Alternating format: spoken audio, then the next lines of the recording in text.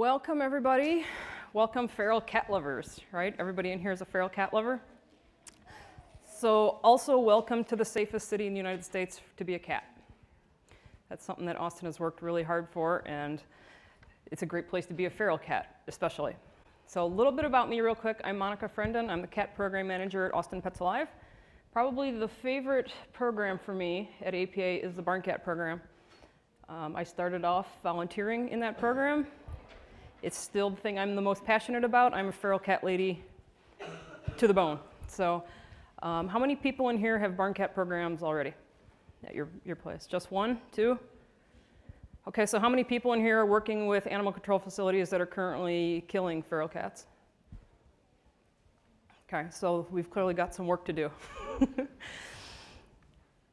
So why start a barn cat program? Feral cats that are impounded at animal control don't really have another live option. They're not going to be indoor pet cats. They're never going to have that option. They're never going to be happy, and you know. How many folks in here have tried to socialize a feral cat? How did that work out for everyone? Giggles, giggles. That does not work out great. Certainly socializing feral kittens all day long. That's wonderful. A truly feral cat, it's going to take you months and months, if not years, to socialize a feral cat. They'll probably never achieve a level of socialization that an average adopter is going to walk into your rescue and adopt. And could that time that you've spent, that foster home that you've tied up, how many animals would you have been able to move through there in the meantime that you had it tied up with a feral cat who was never happy in that foster home to begin with and doesn't really have a great chance of socializing? I think it's also important that we consider the ethics of forcing socialization on a truly feral cat. They don't like it, they're not used to it, you know. At some point we have to consider what's best for the kitty. Barn cat programs, incredibly inexpensive, super easy to start, and I will tell you that it is probably the #1 thing you can do to increase life saving at your local animal control facility if they're impounding and killing feral cats right now. So you're going to start your barn cat program. You need to figure out which cats are eligible for your program. The first thing, and this is super important, these cats need to be unable to be returned to their outdoor habitat. So barn placement does not mean you go rounding up feral cats in your city and you're just going to relocate them all and solve your community cat problem, because that is not how community cats work. These cats need to be unable to be TNR'd. So TNR should be your first, second, and third choice. Man, if you absolutely cannot return that cat to its habitat, then we need to look at barn placement to get that cat out of animal control situation. The cats that we are getting into APA can't be returned to their habitat because they're either from a hoarder or cruelty case, some terrible neighbors threatening to poison them or do terrible things, their property is being demolished and turned into condos. Whatever it is, they can't be returned to that outdoor habitat first. One of the things we get a lot too is, well, the neighbors just want them gone. That's not a reason. Sorry, I may want all the pigeons in the world gone. That's not a good reason. So the first thing we'll do when I get my neighbor doesn't like these cats, well, great, so we're going to start with some conflict resolution first, try and mitigate the problems that the neighbors are complaining about. But we are not going to go relocate cats because every neighbor in the world doesn't like them. So the cats that enter the barn program absolutely have no other place to go. The cats need to be unsuited for traditional adoption. We don't have any reason to barn place a cat that's friendly and social and can get a loving indoor home. I also want to reserve my available barn homes for the cats that truly need it. So I'm not going to place just a perfectly lovely indoor cat that could go anywhere. They should be healthy within reason and capable of life in a managed colony. So managed colony means somebody is going to be feeding them, providing them shelter and vet care. We're not just turning them loose into the woods, but they need to be capable of life with a caretaker. The kitties that we are not going to barn place include kittens under 16 weeks. We send those for socialization. Those guys flip pretty quickly, usually. We don't barn place feline leukemia cats, declawed cats, or geriatrics. However, I will tell you we have barn placed everything except kittens under 16 weeks. When we have feline leukemia positive feral cats, what's their outcome if we can't barn place them? They'll be euthanized. So we are very fortunate that we have an indoor barn stable that adopts our feline leukemia positive feral cats. They stay inside only with other leukemia cats. You can also consider like an indoor warehouse situation for those guys. Same thing with the clawed cats and the geriatrics. We get a lot of warehouses, retail shops. They want a shop cat. They're always going to be indoors. They're going to not be let outside. They don't need their claws anyway. How about a fractious, angry declaw? So always consider your alternative placement when you do come into contact with those 3 groups of kitties. But as a general rule, those are cats that we don't consider eligible unless we absolutely have to. Okay, so you're at your shelter and you need to figure out who's feral and who's just scared. Some of the things we look for: feral cats do not talk to you. So kitty, kitty, kitty, they're not going to meow at you. Their ears are usually real low and wide, like they're an airplane trying to fly. They're not really interested when you open a can of food and make cuckoo noises at them. They typically flinch if you reach in with a little wand toy and touch them. They're jerk, jerk, jerk. Their body position is usually really obvious when you have a trapped feral cat. They're either slunk down in the ground like a puddle, they're arched to trying to get away from you. Most of all, they just really don't want you to see them and are trying to be invisible. If you've got somebody who's thrashing their crate and blooding their nose all the time, odds are pretty good she might be feral. Here's what a few of them have looked like. I hope you can see it with the lighting in here. These are barn cats that we've actually placed and how they looked at animal control. So you can kind of see the, I'm terrified and I'm going to get you. I've thrashed and made a mess of my crate. The huge pupils, the hiding in my litter box with the huge pupils trying to get away. None of these are cats that scream, put your hand in and pet me. So we use the term barn cat program pretty loosely, but we place barn cats in a huge number of facilities. Farms and ranches and stables are our #1 place, but we've also done lots of warehouses. We have lots of greenhouses and nurseries with our barn cats. We have a couple winery cats. I would like to be them. Lots of junkyards, tons of retail stores. Throughout Austin, we have our working cats at the grocery store. We've got them at a spa retreat. The Austin Police Mounted Patrol Stable has our barn cats. There's any place that has mouse problems or rat problems or moles or other snakes. We get a lot of people that are looking for snake patrol. Any place that has a rodent problem, we have the solution for them. So now you need to find these awesome homes. Our website has an online application right on it. You want barn cats? Here's a little bit about the program. Fill out this application and we'll get you started. You can advertise in newspapers. It's a great way to reach rural demographics that are still more heavily using newspapers. A lot of times your newspaper will run your little ad in the margins for free. We post flyers everywhere that equestrians or farmers might go. So your feed stores, your tax stores, the Home Depot, all these places are great places to put your barn cat flyers up.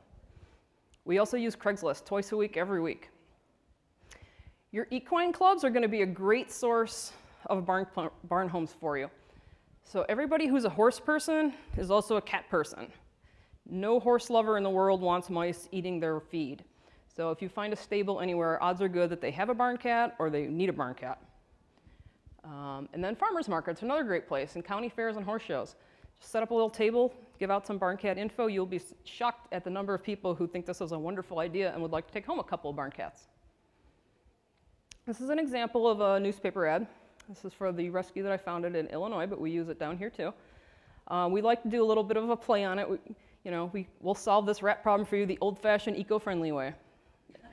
Every farmer in the world has had cats since the dawn of time. That's how cats became domesticated. This is not something new. If you have rats, you need mice. Or I'm sorry, if you have, if you have rats, you do not need mice, you need cats. This is an example of some flyers. We've got these hanging up all throughout Austin. We've also got these hanging in our cat adoption center at TLAC. This is great to have on hand when someone comes into my cattery wanting to adopt an outdoor barn cat, and they're looking at my fluffy 8-week-old kittens. And we say, oh no, but you know what we do have? We have this awesome program for you. Here's, take this information and we'll get you some barn cats. You don't want 8-week-old kittens outside, sir. Another example of our flyer, again, we're going with non-toxic pest control. Eco-friendly green solution. There's a lot of media lately about not using poisons outside. Of course, we know that poisons are not good For the environment, you've got farmers that don't want their livestock or their pets getting into the poison. We've now got the issue of raptors, our large birds, getting into and eating the dead poison mice, and it's no good. So we're kind of going a little fun way of non-toxic, eco-friendly, green solution to your vermin problems. Here's our Craigslist ad. So we'd run this twice a week. We run it in pets and also the farm and garden section. We change it up every week, but this is kind of how it goes. We explain why we're doing this, what you can expect from the barn cats. Of course, they're going to be fully vetted. No kittens will be appearing from these cats. We emphasize that. We find that people are always looking for spayed and neutered and healthy. Every farmer's had, I had these cats before, man, they all got sick and died. The kittens keep appearing. I don't have time for this.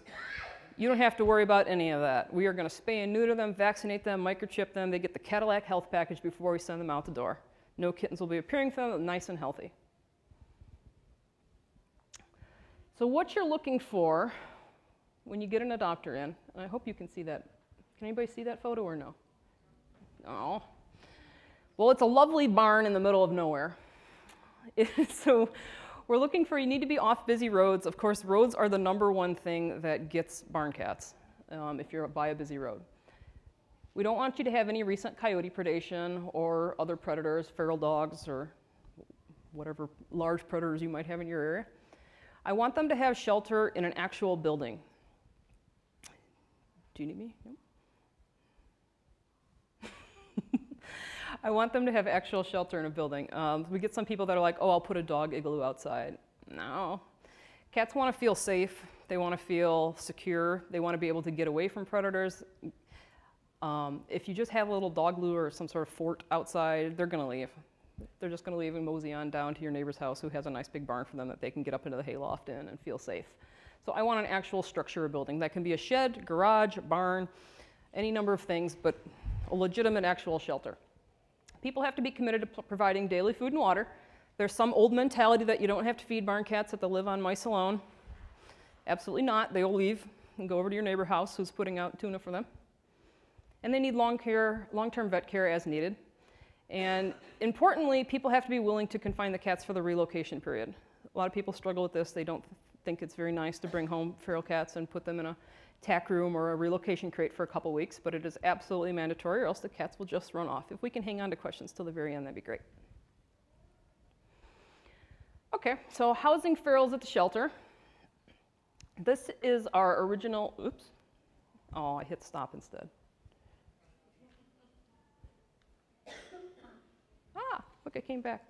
This is our original barn cat housing at APA. It is an old converted chicken coop that we painted funky APA colors.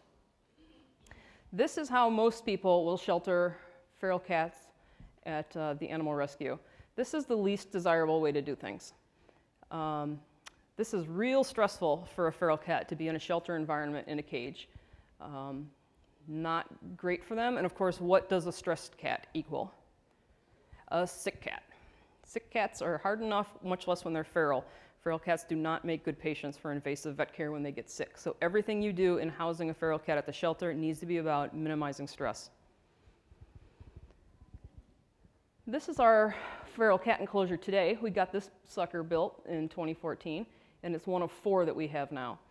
So this one will easily hold about 20 cats if we need to, and it's now totally outfitted with perches and lots of vertical living spaces and hidey nooks and a big winter hutch. This will cost you about $4,000 if you want to build this. You don't have to go this route. This was something that was possible. We had some very generous donors and engineers who wanted to help out with the barn cat program. You can use old chicken coops. Those work great. You can build something similar to this, whatever you've got. It doesn't have to be fancy. Feral cats are not concerned about fancy. So, does everybody know what a feral cat den is? This was pictured in the cage a couple slides back. So this is a feral cat den, and if you're going to be housing ferals at your shelter, I would strongly encourage you to pick up a couple of these. Unfortunately, they're about $75, but they are well worth their money. So we've got a little slidey door. This door opens like this. So what this is a lovely little nook for the cat to go in if you have a caged cat at your shelter. You can leave this open, cat can come and go. When you need to clean the cage, feed the cat, You reach in with a little stick or something, you close this door. You can take this entirely out of the cage to clean. You can do whatever you need to do. Feral cat can't get you. She's going to stay in this little box and just avoid you. So these are also great for transport. Anything that you need, if you need to house your feral cat in a cage at a shelter, these are absolutely invaluable.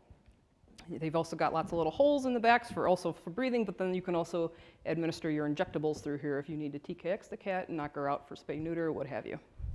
So super safe, easy way to lower the stress level of kitties in the shelter. Okay, so if you have to relocate cats in a crate, we're going to talk a little bit about how to do that and the art of the Heidi box. In Texas, we've been really lucky. Most people don't need a relocation crate. They've got an escape-proof tack room, they've got something in their barn or their garage that'll keep the cats locked down and escape-proof for a few weeks. If you don't have that, it's perfectly okay to relocate cats in a crate. So this is one crate I had at home and I set up real quick for demonstration purposes.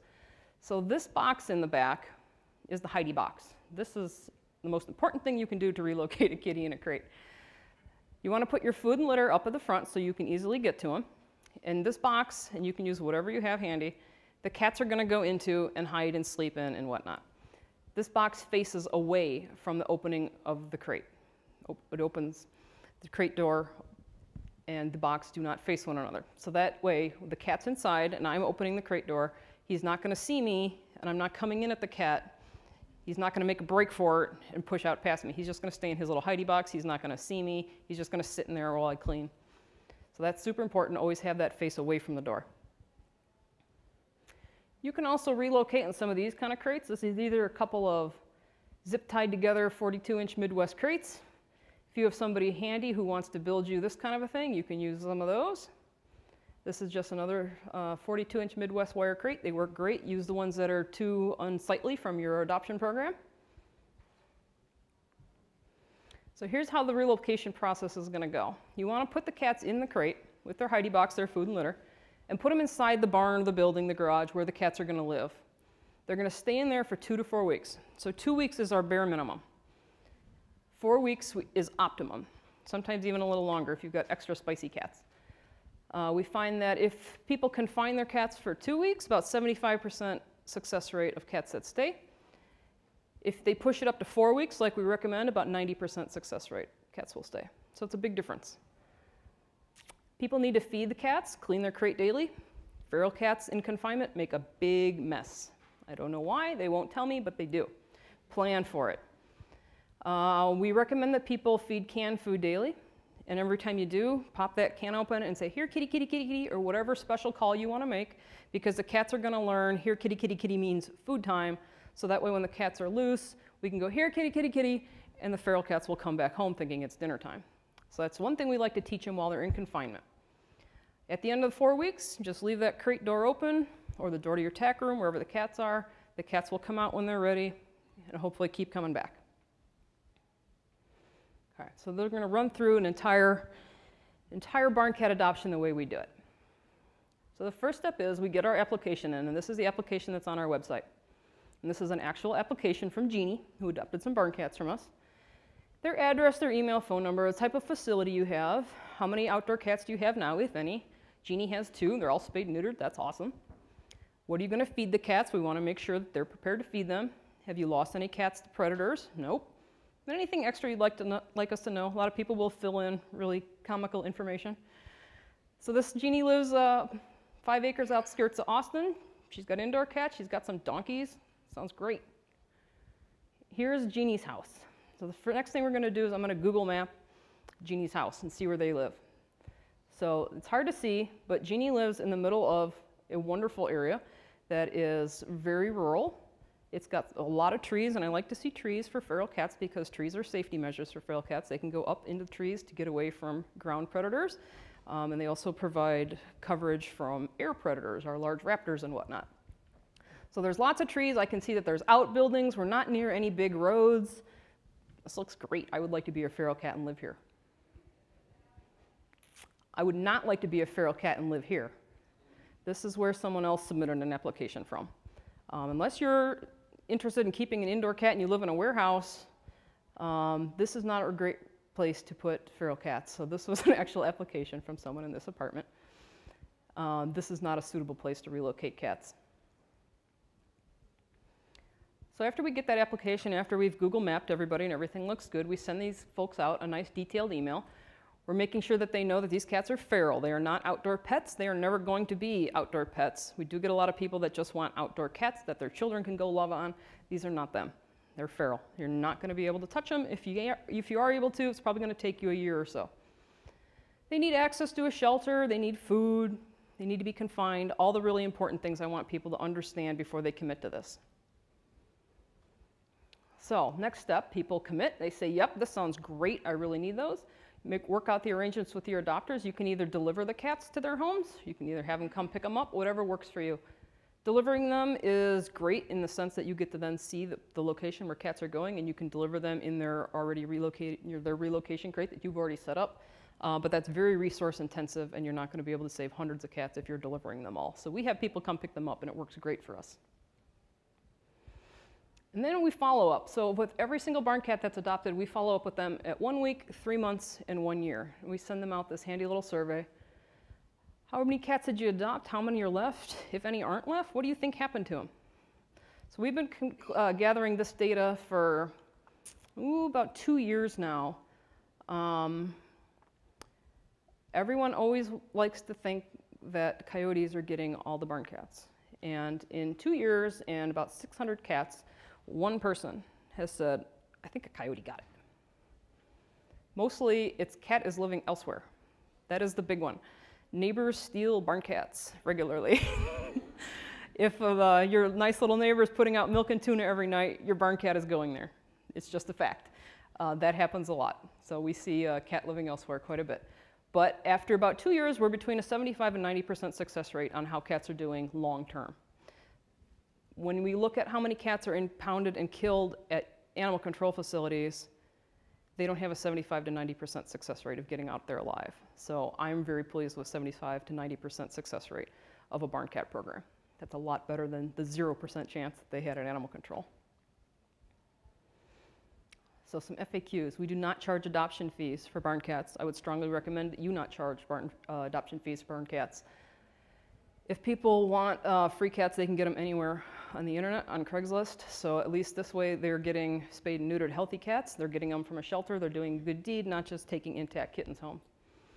We don't charge crate deposits. In the, oh gosh, I don't even tell you how many years I've been doing this, but we've never had a crate stolen. I would not recommend charging crate deposits. People are not going to steal them from you guys. We don't do home checks. If you're going to go deliver barn cats, you'll have a built-in home check, but we don't do it. I Google map you. I look you up on the satellite image. If there's anything shady going on, I may Google you a little more, you know, that kind of a thing. If your application looks great, though, home checks are not something that really have a place in progressive animal rescue in general. And we're not going to make people jump through tons of hoops, you know, unless there's something shady on your application or I have reason to believe you're suspicious. You want to adopt some barn cats, you're prepared to take great care of them, you understand what you're getting into, that's awesome. Let's get some cats out of animal control. Yes, we adopt barn cats outside all year long. Of course, we're in Texas, so it's a little easier for us to do that. But my rescue that I found in Chicago, we did all year round in Chicago too. The cats that you're probably getting into animal control have been living outside anyway, so they're already used to the weather. They've already got their winter coats built up. If you're relocating a cat who's been indoor her whole life and it's January in Chicago, maybe wait till spring. We adopt cats in pairs. Unless you have a really nasty cat-hating singleton, all feral cats want to be buddies. They don't take any companionship from people, so it's super important that they have companionship from their species. We make the adoption easy. Do you need anything before you go? Do you have all your food? You got your litter box? You need anything? If not, doesn't cost me anything to send you home with some meow mix and a spare litter box. So we provide people the tools for success. Do you need a relocation crate? We've got some old ones out back. I'll go get one for you. No problem. So this is important because I think what holds people back from going forward with the barn cat program is this idea that every cat has to have a perfect outcome. It has to have a perfect adopter, a perfect living situation, absolutely perfect environment. It's never going to happen. We're looking for quality homes, but not perfect. We're looking for people that can provide reasonable accommodations and appropriate accommodations for a cat that doesn't want to be in your lap, it doesn't want to be in your house, it's never going to be your best friend. You can't expect perfect homes from barn cat adopters either, because barn cats really don't need perfect. There's some cats that will require a little bit more care, and I suggest you match them to your level of farms that are providing excellent care. We have some farms and stables that will provide heated beds and canned food 3 times a day, and there's these wonderful dressage barns, and we'll match them up with the cats that maybe could use a little more care. A lot of cats don't really need that or want that, so match your homes appropriately. And the biggest thing I could tell you is don't look for perfect, look for progress. Okay, thank you all very much.